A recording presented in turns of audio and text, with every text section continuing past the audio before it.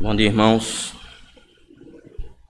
Seus irmãos, eles que assim puderem, que fiquem de pé para que possamos ler o texto bíblico que se encontra em Isaías 52, a partir do versículo 13. Isaías 52, a partir do versículo 13.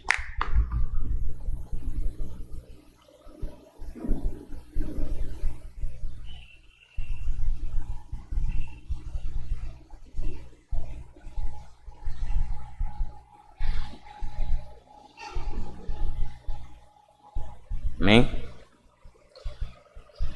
Eis que o meu servo procederá com prudência, será exaltado e elevado e será muito sublime. Como muitos pasmaram à vista dele, pois o seu aspecto estava tão desfigurado mais do que outro qualquer, e a sua aparência mais do que a dos outros filhos dos homens.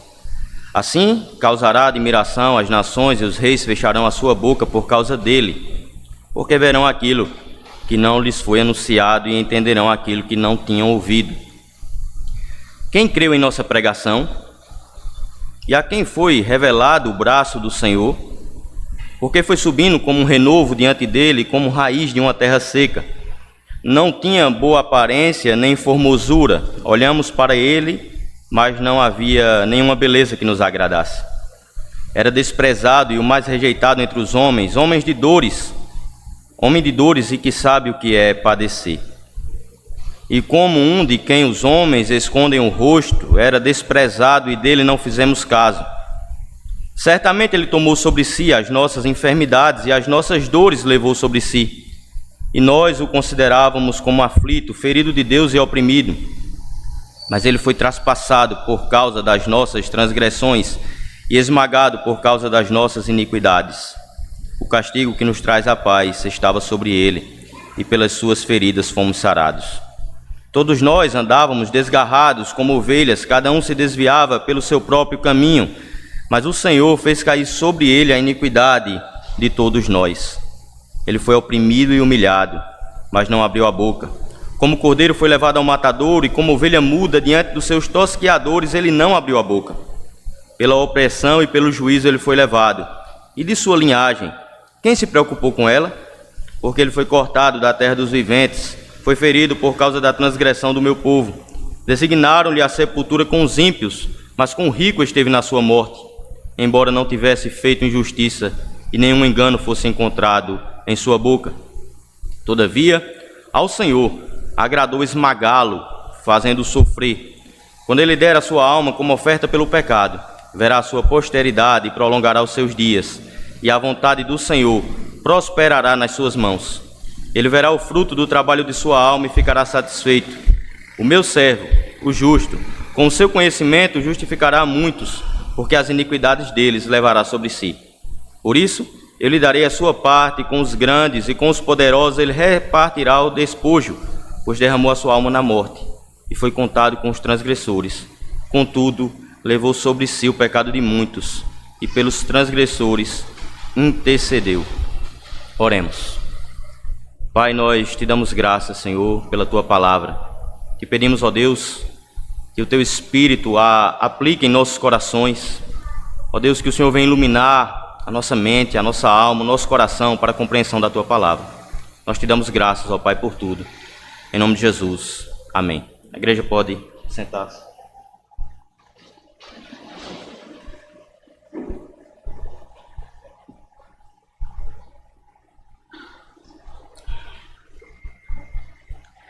Esses dias, irmãos, ao olhar um pouco as redes sociais, me deparei com um vídeo, talvez algum dos irmãos tenham visto, do ator Pedro Cardoso. E ele, creio que numa entrevista ou num podcast, ele disse que fez algumas perguntas a alguns cristãos.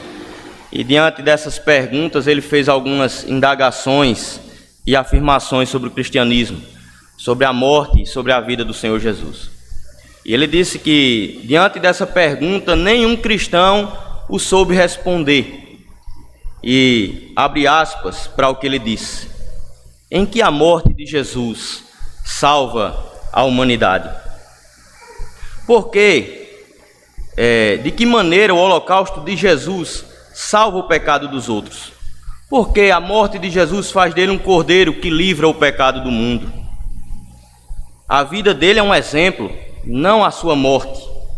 Jesus perdeu quando morreu. Ele não ganhou. A humanidade perdeu.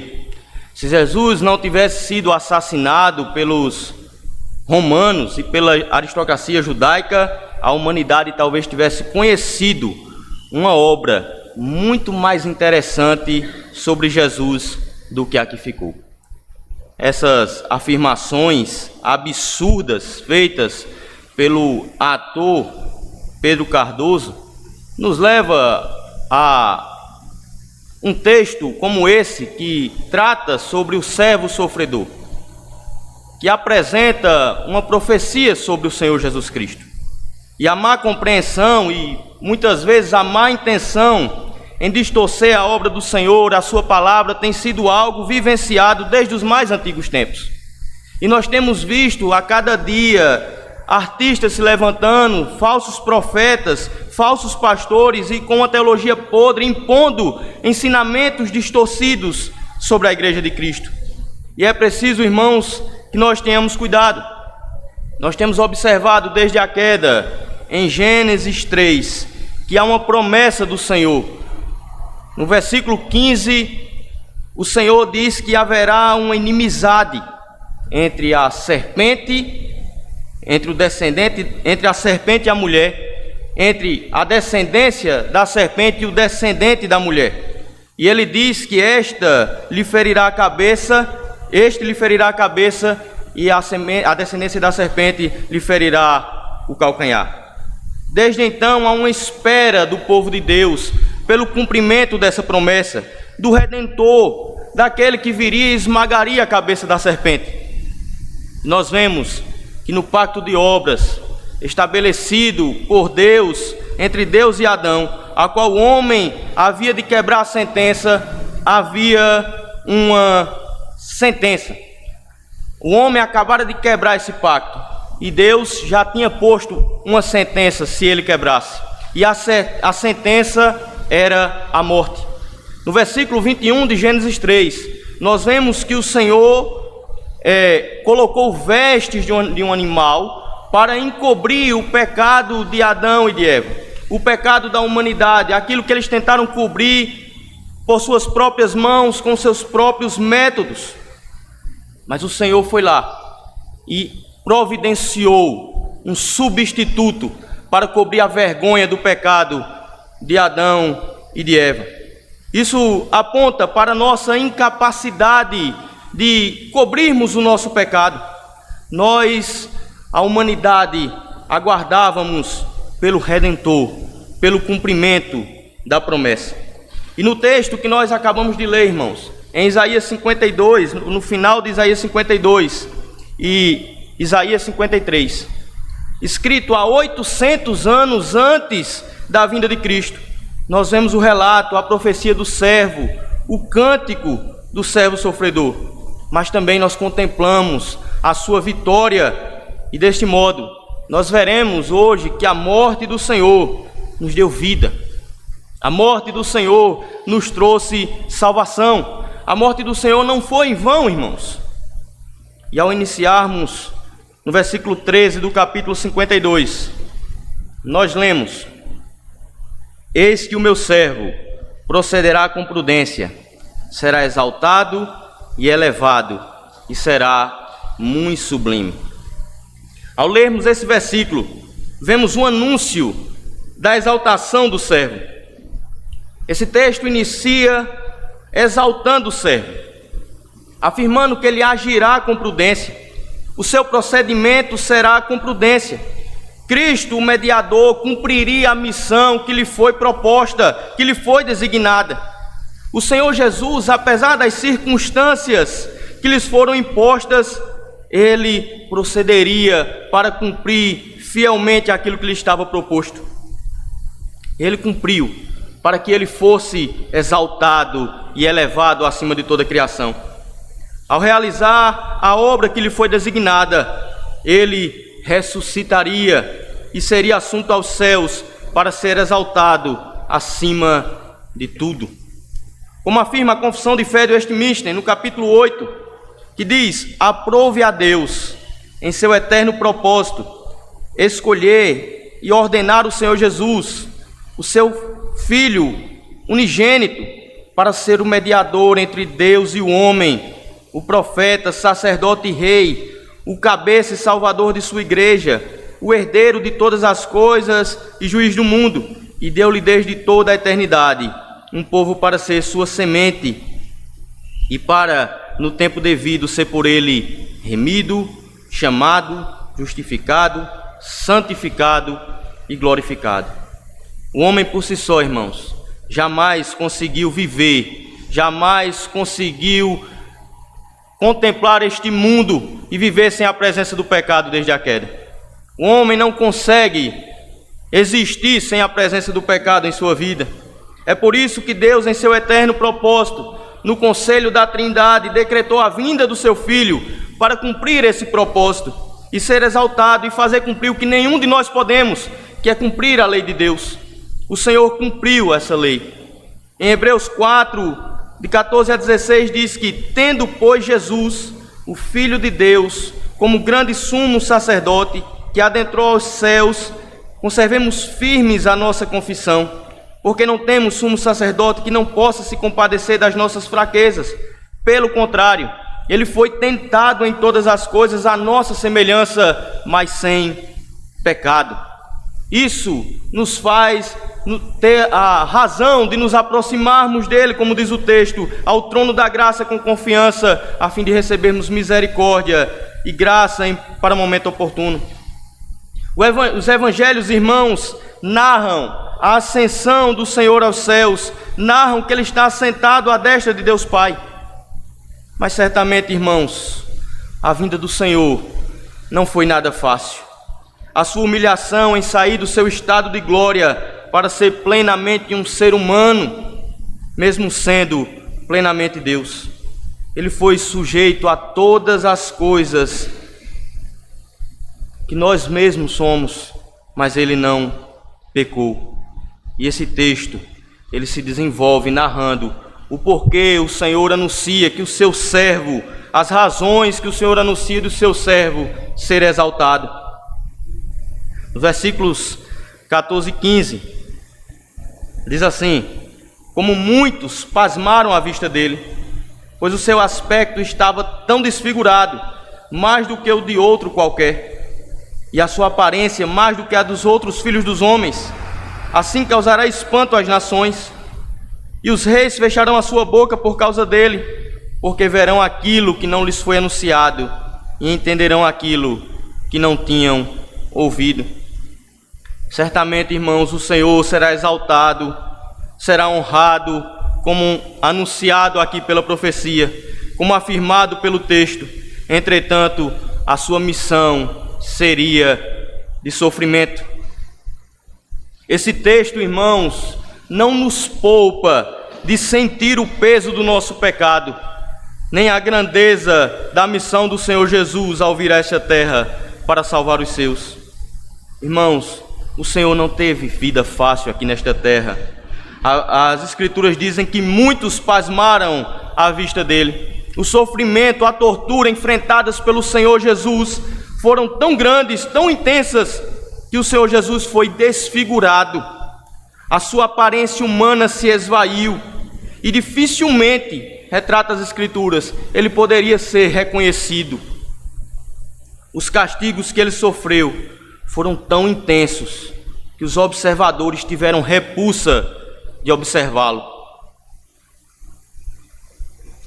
Porém, ao ser exaltado, o Senhor que foi morto na cruz, com uma quantidade de pessoas o observando o seu sofrimento, observando aquele homem desfigurado, se apresentará em glória, todo-poderoso, em majestade, e as nações e reis da terra contemplarão, não como um servo sofredor desfigurado, mas como um rei, e além disso, como um redentor, pois o seu sacrifício nos fez ter paz com Deus.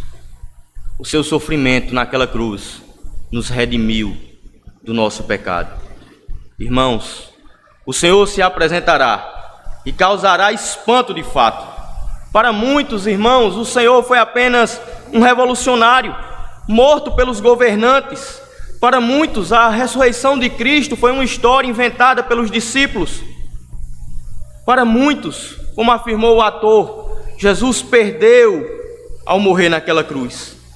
E muitos simplesmente rejeitam a pregação do Evangelho. Mas, irmãos, ao observar a grandeza e o sofrimento do nosso Senhor, ao observar o quanto ele estava ali desfigurado, pregado em uma cruz, e ao permanecer observando para aquele Cristo crucificado, é possível, pela graça de Deus, perceber o Cordeiro de Deus, que nos purifica de todo pecado, que nos torna justos. O sofrimento do servo trará exaltação, porque seu sofrimento trará salvação. O centurião, narrado em Marcos, olha para Cristo e diz: verdadeiramente este é o Filho de Deus. Ao observar o Cristo crucificado, ele pôde ter essa convicção. Ao parar um pouco e olhar para Cristo, mesmo desfigurado, é possível perceber o quanto o seu sangue nos redime do pecado. E diante disso, o profeta Isaías continua com o seu texto, e ele faz duas perguntas. Quem creu em nossa pregação? No versículo 1 do capítulo 53. E a quem foi revelado o braço do Senhor? A espera daquele que redimiria Israel era de um herói militar, irmãos. Era de alguém que fosse levantado com o braço forte do Senhor e se levantasse contra os romanos, através de um homem que lutaria, se levantaria contra seus opressores e governasse sobre eles. Um rei que se assentasse no trono e tomasse o poder por força bélica, mas o Senhor não parecia ser esse homem. Como crer que aquele homem de origem humilde, que nasceu numa manjedoura, seria o meio de salvação do Senhor para a humanidade? Como crer que a morte dele é o que redimiria um povo para Deus? Os versículos 2 e 3 afirmam: porque foi subindo como um renovo diante dele, e como um raiz de uma terra seca. Não tinha boa aparência nem formosura. Olhamos para ele, mas não havia beleza alguma que nos agradasse. Era desprezado e o mais rejeitado entre os homens, homens de dores e que sabe o que é padecer. E como um de quem os homens escondem o rosto, era desprezado, e dele não fizemos caso. O servo do Senhor, irmãos, o Filho do Deus Altíssimo, veio a esta terra. O Verbo, a palavra encarnada, habitou em nosso meio. O servo de Deus, o Messias esperado, mas ele não veio com pompas de rei. Ele não veio em berço de ouro, mas em simplicidade e humildade. O Redentor veio até nós, e o que esperar? As pessoas, ao observarem, não via nada de diferente nele. A sua aparência não era atraente à vista.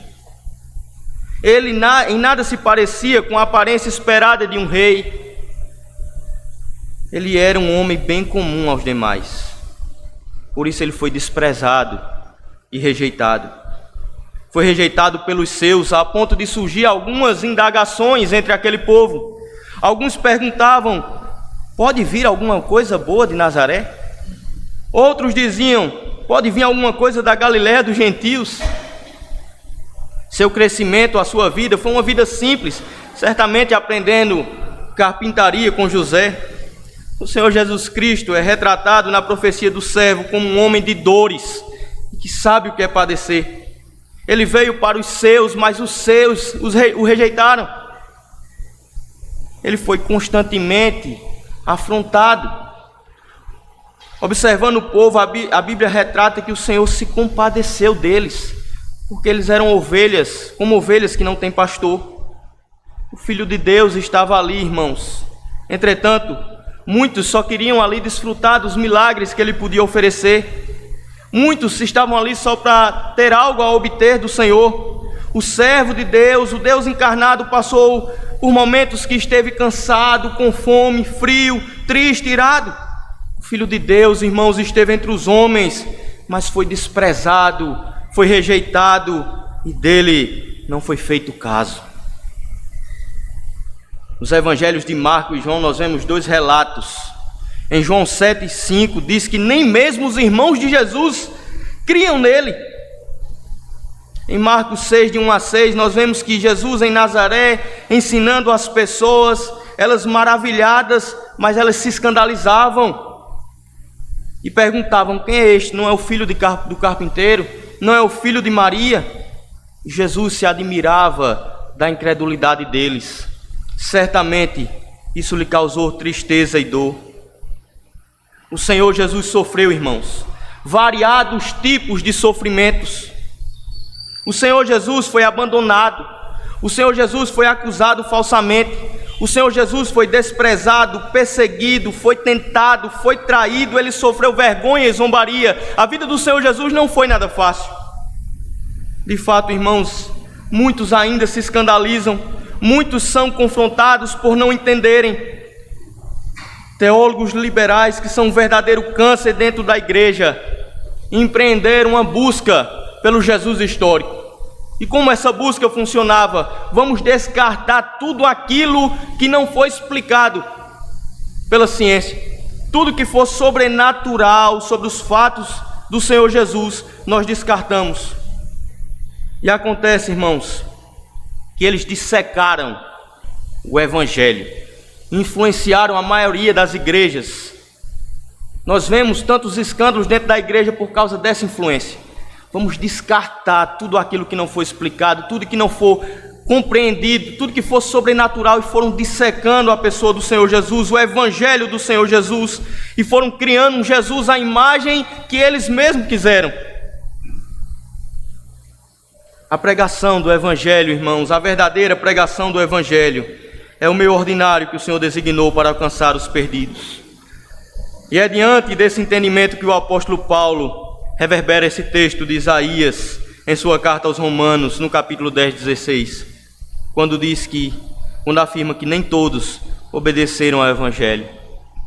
Em sua segunda carta aos Coríntios, no capítulo 15, no capítulo 2, versículos 15 e 16, o apóstolo Paulo diz: porque nós somos para com Deus o bom perfume de Cristo, tanto entre os que estão sendo salvos, como entre os que estão se perdendo. Para este cheiro de morte para a morte, para com aqueles aroma de vida para a vida.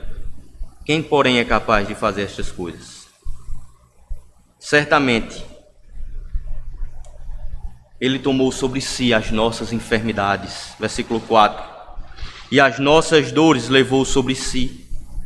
E nós o considerávamos como aflito, ferido de Deus e oprimido. Mas Ele foi traspassado por causa das nossas transgressões e esmagado por causa das nossas iniquidades. O castigo que nos traz a paz estava sobre ele, e pelas suas feridas fomos sarados. Todos nós andávamos desgarrados como ovelhas, cada um de nós se desviara pelo seu próprio caminho, mas o Senhor fez cair sobre ele a iniquidade de todos nós.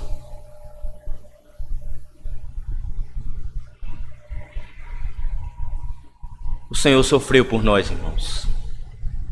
O Senhor morreu por nós. Tudo que Ele sofreu foi em nosso lugar. Ele pagou o preço. Ele pagou a pena do nosso pecado. Isso foi o que Ele fez. E pelo que Ele fez é que nós fomos curados. Uma das percepções dos que viam os castigos sofridos pelo servo era de que ele estava sendo punido pelos seus pecados. Aquele homem estava sendo punido. Assim como nós vemos, quando o apóstolo Paulo foi picado pela víbora, ele disse: esse homem é um pecador, certamente ele deve ser punido. As pessoas olhavam para Cristo sendo punido naquela cruz e diziam: ele está sendo punido pelos seus pecados. Irmãos, de fato o Senhor estava sendo punido pelos pecados, mas não eram os deles, não era o dele. Os pecados pelo qual o Senhor estava sendo punido era o pecado de cada um de nós. O pecado de cada um de nós foi o que trouxe a punição do Senhor Jesus Cristo naquela cruz. Em Mateus 8, os versículos 16 e 17, diz que ao cair da tarde trouxeram a Jesus muito endemoniados, e ele apenas com a palavra expulsou os espíritos e curou todos os que estavam doentes, para se cumprir o que fora dito pelo profeta Isaías: ele mesmo tomou as nossas enfermidades e carregou as nossas doenças. O servo seria afligido, golpeado, humilhado, traspassado, esmagado por causa das nossas iniquidades, por causa de você e por causa de mim, irmãos. As flechas da ira de Deus que iriam individualmente para cada um de nós foram lançadas contra ele. Ele foi ferido e nós fomos curados. Ele sofreu sobre si o juízo divino, juízo esse que deveria cair sobre nós, pois nós éramos aquelas ovelhas desgarradas, aquelas ovelhas que se afastaram do Senhor. E eu gostaria de discorrer sobre alguns aspectos da morte de Cristo, do sofrimento do servo. Meus irmãos, o Senhor Jesus não veio a esta terra à toa. Ele veio para cumprir uma missão, e ele sabia que missão era essa. Ele é o Cordeiro que foi morto desde antes da fundação do mundo. As Escrituras testificam de Cristo e ele as conhecia muito bem. O Senhor Jesus, por sua onisciência, sabia de todos os sofrimentos dos quais lhe estava reservado. Em Mateus 16, 21, Jesus mostra aos seus discípulos que era necessário que ele fosse para Jerusalém, sofresse muitas coisas, fosse morto e ao terceiro dia ele ressuscitasse. No momento da traição, ele diz a Judas: o que pretende fazer, faça-o depressa, como afirma João 13, 27. Os sofrimentos de Cristo, irmãos, atingiram todo o seu ser, atingiram a sua pessoa por completo. Jesus foi atingido, sofreu em seu corpo e em sua alma. O sofrimento de Jesus foi intenso e brutal. Jesus foi torturado de forma violenta, Jesus foi morto. Mais do que qualquer ser humano possa ter experimentado, os sofrimentos de Cristo foram intensos, irmãos. Jesus foi preso e amarrado, como diz o Evangelho de João, no capítulo 18, versículo 12. Jesus foi preso e tratado como um bandido. O maniatamento, ou seja, ser preso e amarrado, era uma prática que era utilizada para pessoas extremamente perigosas, violentas, que ofereciam risco, que ofereciam perigo à integridade física de outras pessoas. E nós sabemos que Jesus não era essa pessoa que oferecia risco à integridade de outras pessoas.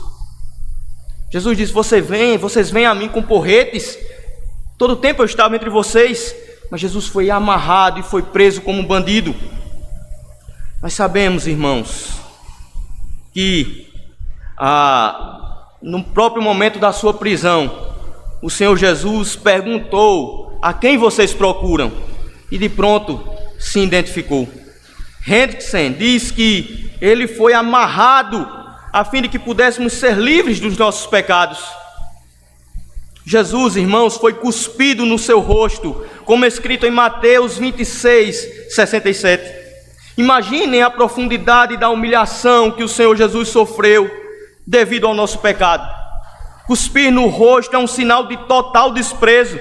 Na cultura judaica, a cusparada no rosto é sinal de ira, desprezo e vergonha. É uma grande ofensa alguém ser cuspido no rosto, irmãos. Afeta a moral. E o Senhor Jesus recebeu cuspe na face e não abriu a sua boca. O Filho de Deus, o Santo do Senhor.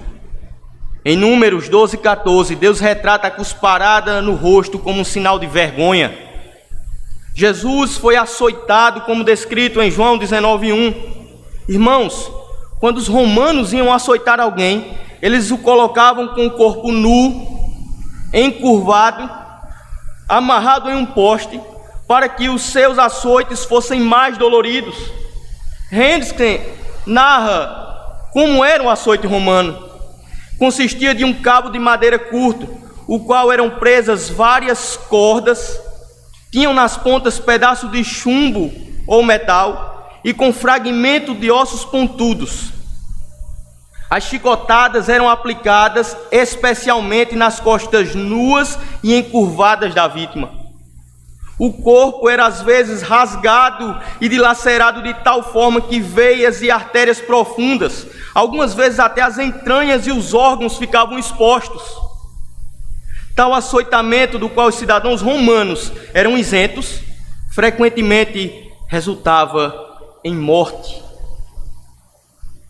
Ele precedia a execução, ou era dado como um sinal de que a pessoa a quem ele era administrado estava para ser crucificada. O Senhor Jesus recebeu esse açoite. E apesar de Pilatos apresentar Cristo e dizer que já era suficiente, ainda pediam para que ele fosse crucificado. Jesus recebeu uma coroa de espinhos sobre a sua cabeça. Tal fato é retratado em João 19:2. Zombaram do Senhor Jesus de tal forma que perfuraram a sua cabeça com espinhos. O seu sangue descia sobre a sua face. Hendrickson diz que com crueldade feroz, os soldados enfiaram a cabeça de espinhos na cabeça de Jesus, provocando o escorrimento de filetes de sangue de sua fronte pela face, pelo pescoço e pelo corpo, que ainda doía terrivelmente por causa dos açoites. Eles queriam torturá-lo, mas também queriam zombar dele, e a coroa de espinhos satisfazia aos dois propósitos. Esse é o sofrimento do Senhor Jesus. O reverendo Heber Campos diz que, no sentido mais pleno, os espinhos que foram colocados sobre a cabeça de Jesus eram produto da maldição divina sobre a terra. E Jesus Cristo, por causa dos nossos pecados, teve de suportar as dores que os espinhos lhe causavam. A terra foi amaldiçoada com espinhos, e para ilustrar essa maldição, os mesmos espinhos foram parte da maldição divina sobre o Filho encarnado. Jesus também foi agredido fisicamente. Em João 19:3 diz que ele recebeu bofetadas. Ao que dá a entender, irmãos, é que nesse processo de zombaria e violência, os soldados romanos faziam fila, zombavam de Cristo e lhe davam uma bofetada no rosto.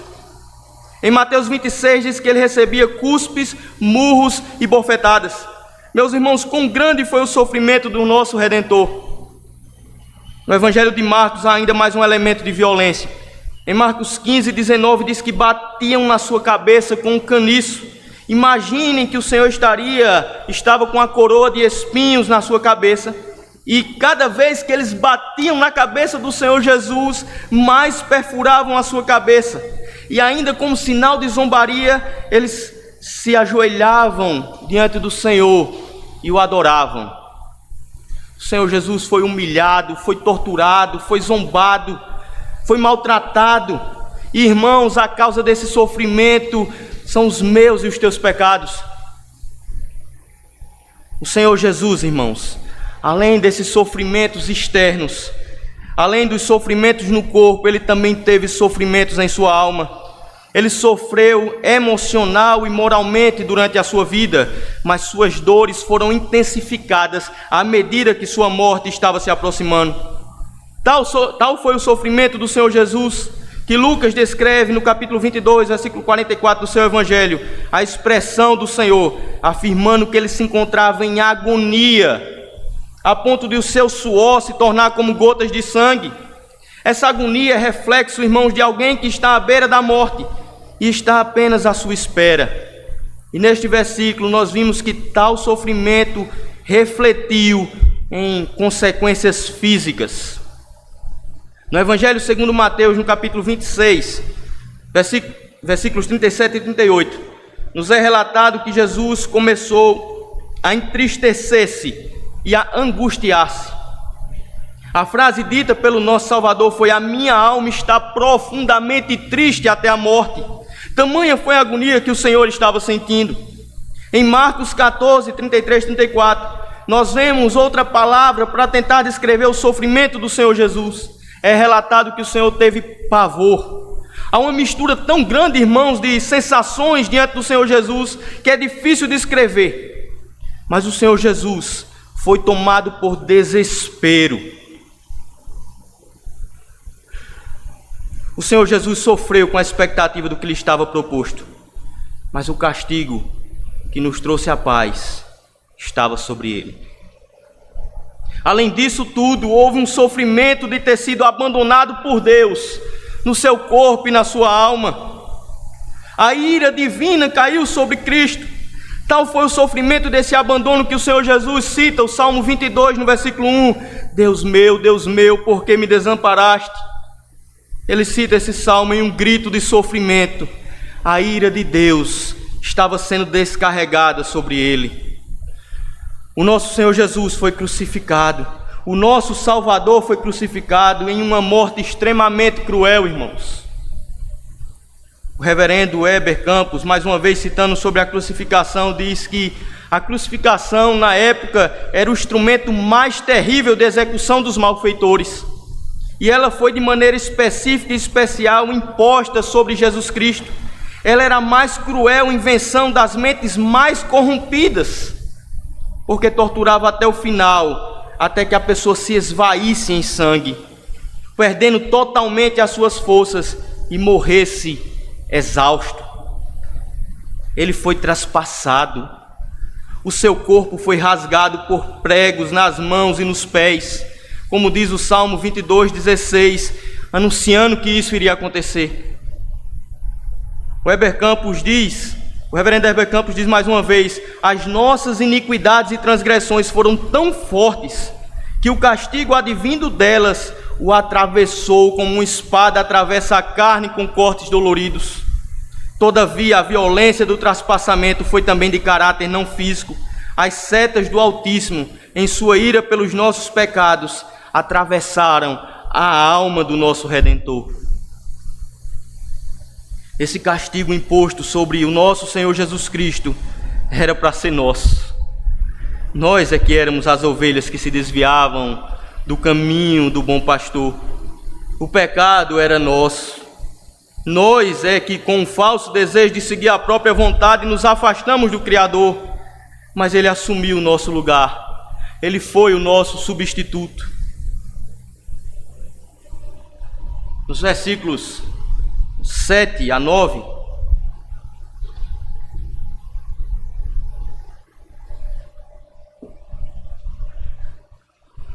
o profeta continua dizendo que ele foi oprimido e humilhado, mas não abriu a boca.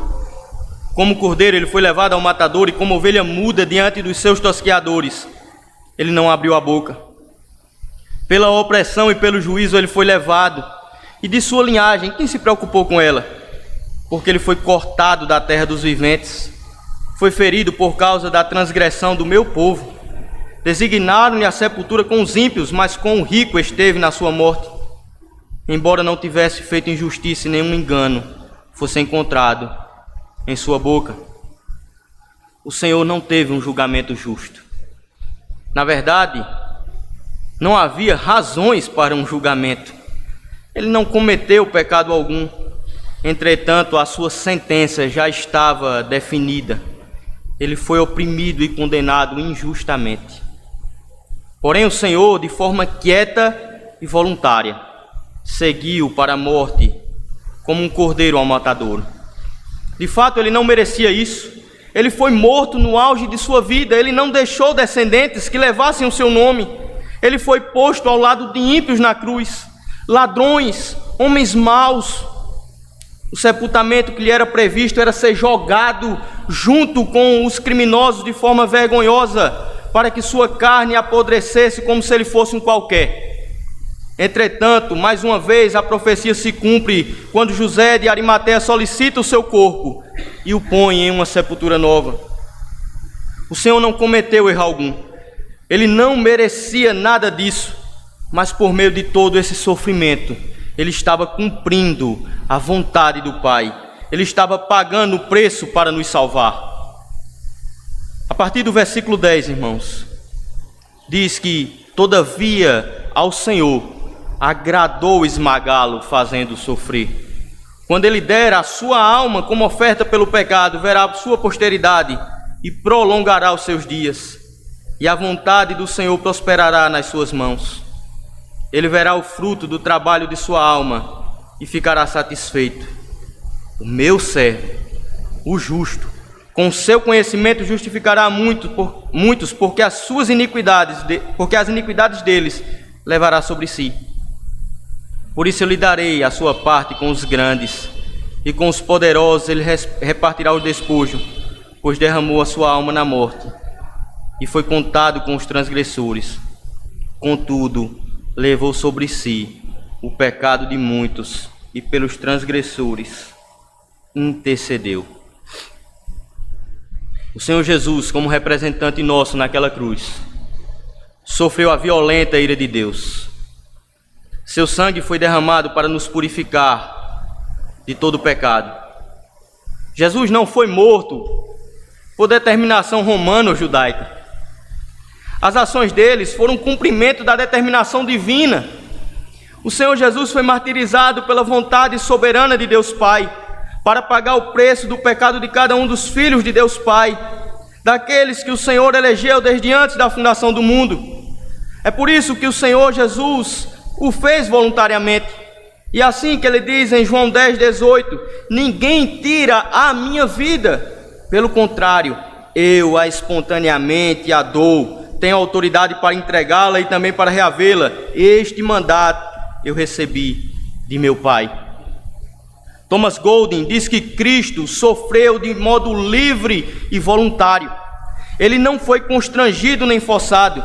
Ele ainda afirma que Cristo sofreu porque quis, quando quis e do modo que quis, pelos nossos pecados. E todo esse sofrimento, irmãos, foi em obediência. Ele foi obediente ao Pai. Como lemos no início do texto, o meu servo agirá com prudência.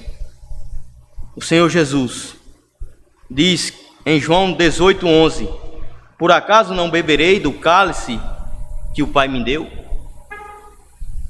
Em Filipenses 2:5-9, Paulo diz, tenham entre vocês o mesmo modo de pensar de Cristo Jesus, que mesmo existindo na forma de Deus, não considerou o ser igual a Deus algo que deveria ser retido a qualquer custo. Pelo contrário, ele se esvaziou, assumindo forma de servo, tornando-se semelhante aos seres humanos e reconhecido em figura humana. Ele se humilhou, tornando-se obediente até a morte e morte de cruz. Por isso, também, Deus o exaltou sobremaneira e lhe deu um nome que está acima de todo nome, e toda língua confesse que Jesus Cristo é Senhor, para a glória de Deus Pai. Meus amados irmãos, esse texto demonstra a grandeza do sofrimento do servo, mas também mostra a sua exaltação. Nós vemos que o profeta diz no versículo 8, e de sua linhagem quem se preocupou com ela? Mas no versículo 11 nós vemos a relação textual em resposta. Ele verá o fruto do seu trabalho e ficará satisfeito. Em outras versões diz, ele verá o fruto do seu penoso trabalho e ficará satisfeito. O sangue de Cristo não foi derramado em vão. A morte de Cristo foi para nos conceder vida. Nós fomos justificados pela morte do Cordeiro de Deus.